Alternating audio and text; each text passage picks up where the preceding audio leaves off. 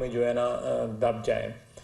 अब जब से हुक्मरानी उनसे गई है, आप देखेंगे बदयांतियों की जो सिलसिला था वो जारी और सारी रहा। एक साइफर की स्टोरी जो है वो कंस्ट्रक्ट की गई। बद उन्होंने कहा कि जी इम्पोर्टेड हुकूमत है और हकीकी आज़ादी की ज़रूरत है, अमेरिका से आज़ादी की ज़रूरत है, अमेरिका के हम ग़ुलाम बने हुए हैं। ये सारी बातें जो हैं वो बैरूनी साजिश का ताना दिया या इल्ज़ाम लगाया।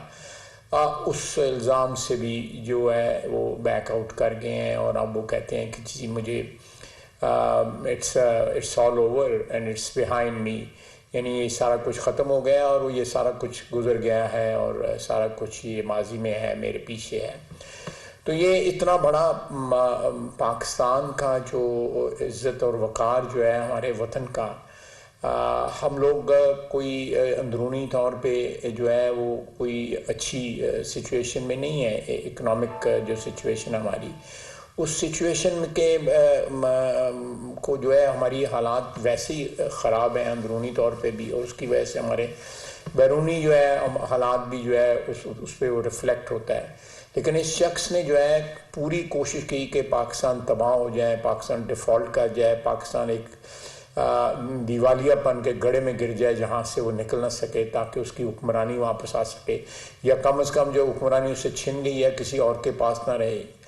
और साथ साथ जो है फ़ौज के आला अफसरान के मतलब जिस किस्म की ये हर्जा सराई करता रहा, जिस किस्म की गुफ्तगू करता रहा, उनको मुख्तलिफ नामों से पुकारता रहा, और साथ उनको जो जिस किस्म की ऑफ़र्स ये करता रहा कि ताहयात आपको एक्सटेंशन दे दी जाएगी, आप ये कर लें, आप ये कर लें। और बार जो है एक उसने एक बड़के मारने वाला जो अपना एक स्टैंड लिया होता, और अंदर प्रेसिडेंट साहब के ज़रिए जो मुलाकातें की उसमें हाथ जोड़ता रहा और उनको मुख्तलिफ ऑफ़र्स करता रहा। तो ये सारी बैकग्राउंड मैंने इसलिए बताई है कि ये सारे का सारा सिलसिला जो है ज़हनी और माली बदयांती के ऊपर जो है उसकी बुनियाद है। इलेक्शन कमीशन ने जो फ़ैसला दिया उससे ये साबित हुआ कि इन्होंने माल जो है वो खुर्द-बुर्द किया है, और जो इल्ज़ामात उनके ख़िलाफ़ जो है वो सही साबित हुए। इल्ज़ामात के नतीजे में इनको डिस्क्वालीफाई किया गया। तो ये सारी बातें जो है ना ये मैटर ऑफ रिकॉर्ड हैं पिछले एक साल से, जब से इन्होंने पिछले अक्टूबर में जब क्राइसिस जो है ISI चीफ को अपॉइंट करने की स्टार्ट हुई। तो मैं ये अर्ज़ करना चाहता था कि अब कल जो स्कैंडल जो है वो हुआ है, सामने आया है, उसमें 2-3 चीज़ें बड़ी इम्पॉर्टेंट हैं। कि एक तो ये है कि इन्होंने जाके वहाँ पे बेचा, घड़ी बेची बाहर किसी मुल्क में, दुबई में जाके बेची। वो एक बहुत बड़े हमारे जो दोस्त हैं सऊदी अरेबिया के वली अहद और वज़ीर आज़म से वो जो है दी गई हुई थी घड़ी तोहफे के तौर पे। तोहफे की एक अपनी एक सेंटिटी होती है, उसका एक और ख़ुसूसन एक दोस्त मुल्क के सरबराह ने दिया है, उसको बंदा सारी उम्र चेरिश करता है, जब तक ज़िंदा रहता है वो उसके लिए एक फ़ख्र की बात होती है। अगर रूल्स एंड रेगुलेशंस ने उनको भी मैनिपुलेट किया, कभी 20% कर दिया जब खुद लेना था, कभी 50% कर दिया, और डेट्स जो है इस तरह मैनिपुलेट की कि ताकि ये 20% पे ख़रीद सकें। अब ये सवाल पैदा होता है कि जहाँ से ये इन्होंने पैसे लिए और जब डिपॉजिट कराए जो है हुकूमत के ख़जाने में जो पैसे इन्होंने डिपॉजिट कराए उनकी डेट्स क्या हैं, यानी जो पैसे वहाँ से उमर फ़ारूक साहब से लिए और जो डिपॉजिट करवाए वो उनमें क्या फ़र्क है, कौन सी पहले डेट है और कौन सी बाद में डेट है। अब वो कहते हैं कि मैं मुकदमा करूँगा। मेरा ख्याल है ये बड़ी अच्छी बात है, वो मुकदमा करें, अदालत में जाएं, सारे का सारा रिकॉर्ड सामने आए। और ये फ़रा गोगी साहिबा को जिनको इन्होंने NRO दिलवाया है पंजाब हुकूमत से, उनके केसेस ख़त्म कराए हैं, उनके जो हस्बैंड हैं जो आसिम जमील साहब, उनके केसेस ख़त्म करवाए हैं।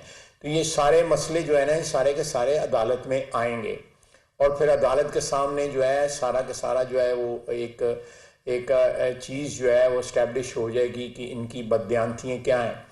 देखें, इस चीज़ को मैनिपुलेट करना, तोशाखाने के रूल्स जो हैं उनको बेंड करके अपनी फेवर में कर लेना और बाद में बाहर से पैसे जाके लाने। वो कहाँ से पैसे आए, बैंकिंग के ज़रिए आए, बैंकिंग चैनल के ज़रिए आए, या मनी लॉन्ड्रिंग हुई, या किस तरह वो पाकिस्तान में पैसा आया, जो इन्होंने डिक्लेयर किए हैं वो किस तरह आया, जो अब पता लगा है कि असल अमाउंट जो है इन्होंने क्या वसूल की थी वो अब पता लगा है, वो किस तरह वो जो है वो पाकिस्तान में आया पैसा।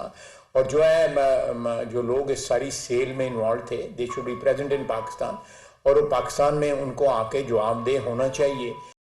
इमरान खान के बिहाफ के ऊपर कितने पैसे वसूल किए, इमरान खान ने कितने पैसे वसूल किए, ये सारी बातें जो हैं, ये मेरा ख्याल है कि कौम इनको, एक ऐसे शख्स को जो सारी दुनिया को बददियानत कहता है, जो खुद डिस्क्वालीफाई हुआ है ईसीपी के डिसीजन में, तो ये सारा कुछ जो है, ये मेरा ख्याल है कौम का ये कर्ज है, और ये कर्ज जो है उतारना पड़ेगा इमरान खान साहब को। इस तरह बढ़के मारने से या इस तरह रिटेलिएट करने से, गाली गलोच करने से जो है सिलसिला ख़त्म नहीं होगा, और गवर्नमेंट इसको परसू करेगी इस सिलसिले को।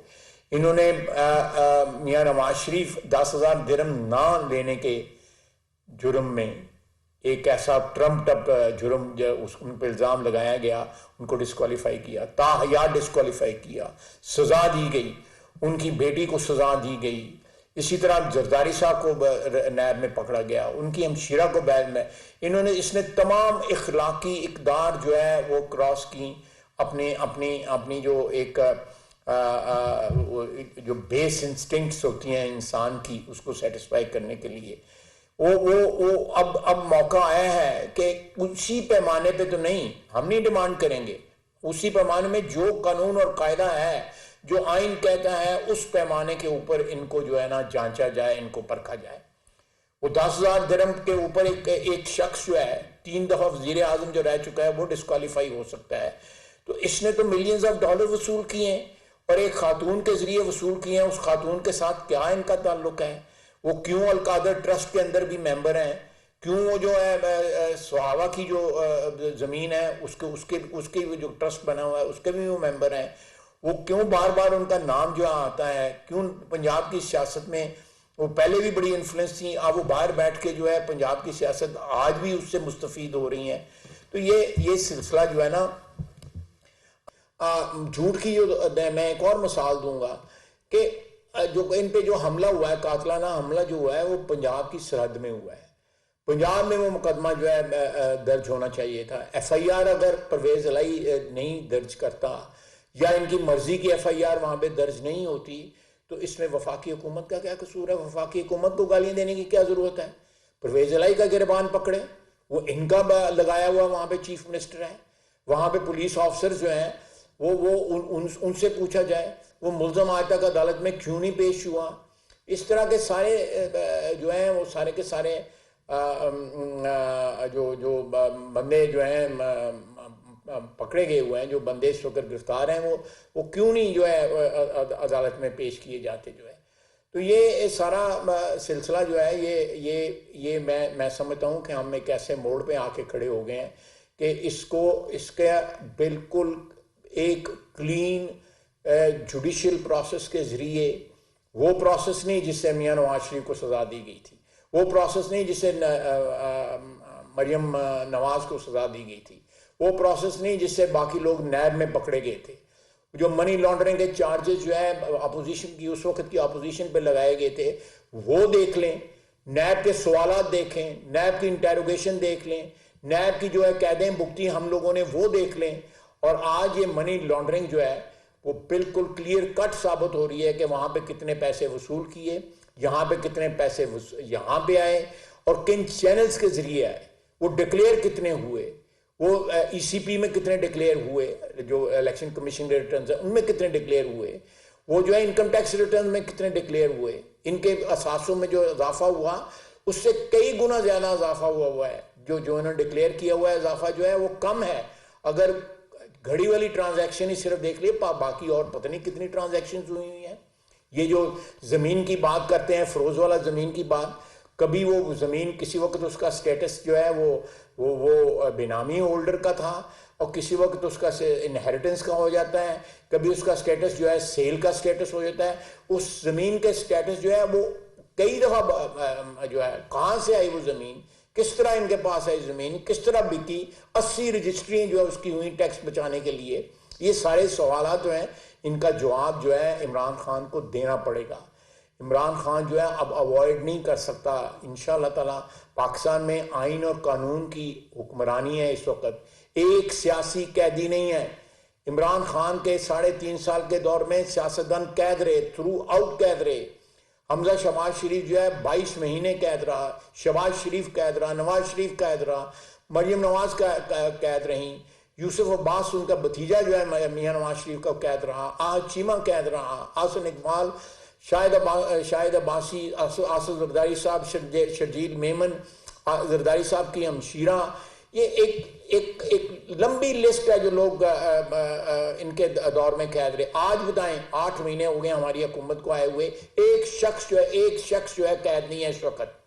3-4 लोग जो गिरफ्तार हुए वो कानून और कायदे के तहत, कोई तीसरे दिन जो है रिहा हो गया, कोई उसी दिन रिहा हो गया, कोई अगले दिन रिहा हो गया। एक रेन ऑफ टेरर था, एक दहशत गर्दी का जो है वो समा था, और ये दहशत गर्दी का एक जो है माहौल बना दिया हुआ था इन्होंने कि कोई बंदा जो है नैब के जरिए किस वक्त उठा लिया जाए। तो ये प्लीज ये अंडरस्टैंड करने की, पाकिस्तानी अवाम को ये अंडरस्टैंड करने की बात यह है कि ये घड़ी का जो देखें सारी दुनिया जो है इस वक्त, मुझे अभी एक मैसेज आया है सऊदी अरेबिया में, किसी बड़े ओहदे पे फायज हैं, उन्होंने कहा यार तुम लोग क्या करते हो, ये तोहफे तो जो है इनकी एक सेंटिटी होती है, इनकी एक इज्जत होती है, इनको बंदा फ़ख्र से जो है उनको प्रिजर्व करता है कि भाई ये मुझे फ़लाँ वक्त में मैं वज़ीर आज़म था या वज़ीर था और मुझे फ़लाँ हुक्मरान ने दिया और मैंने हुकूमत के ये रूल्स एंड रेगुलेशंस के तहत ये लिया।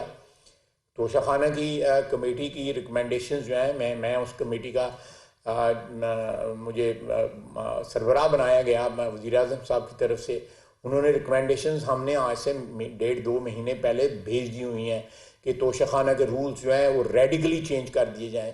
जितने पिछले 7-8 महीने में वज़ीर आज़म को तोहफे वसूल हुए हैं या बाकी हजरात को तो वो डिपॉजिट हुए हैं, इस वक्त वो सारे तोहफे जो हैं जिसमें मैं भी शामिल हूँ, वो सारे तोहफे जो है ना इस वक्त शो केसेस में वज़ीर आज़म हाउस की कॉरिडोर्स में, उन राहदारियों में जहाँ पे सिर्फ करप्शन होती थी, जहाँ पे सिर्फ डाके मारने के जो है मंसूबे बनते थे, जहाँ पे फराह गोगी और दूसरे लोग इस किस्म के लोग जो है वो आके जो है स्कीमिंग करते थे कि किस तरह पाकिस्तान को लूटना है, किस तरह अपने मुखालफिन को जो है तबाह बर्बाद करने की स्कीमें बनाई जाती थी, पाकिस्तान के आइन और कानून की धज्जियां बखेरी जाती थी, पाकिस्तान के वकार की धज्जियां बखेरी जाती थी उन कॉरिडोर्स में।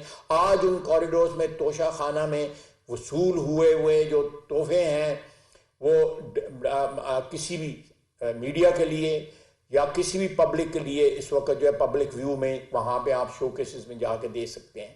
ये चीज़ें रेडिकली चेंज हुई हैं और आइंदा भी होंगी। ये अमानतें जो हैं, ये अगर रूल्स चेंज हो जाती हैं तो ये अमानतें जो हैं वो एक नए रूल्स के तहत जो है गवर्नमेंट जो है उनको ओन करेगी। अगर कोई लेना चाहेगा उसका तरीक़ाकार भी उसमें वज़ा हुआ है।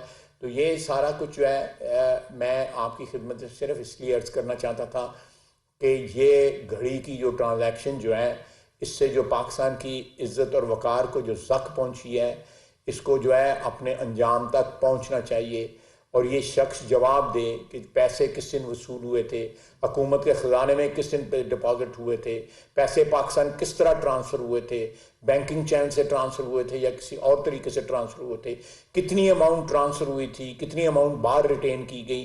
ये सारी चीज़ें जो है जिस तरह हम जो है एक नहीं दर्जनों इंटेरोगेशन जो है हम लोगों ने हमारी फैमिलीज ने जो है फेस की हैं।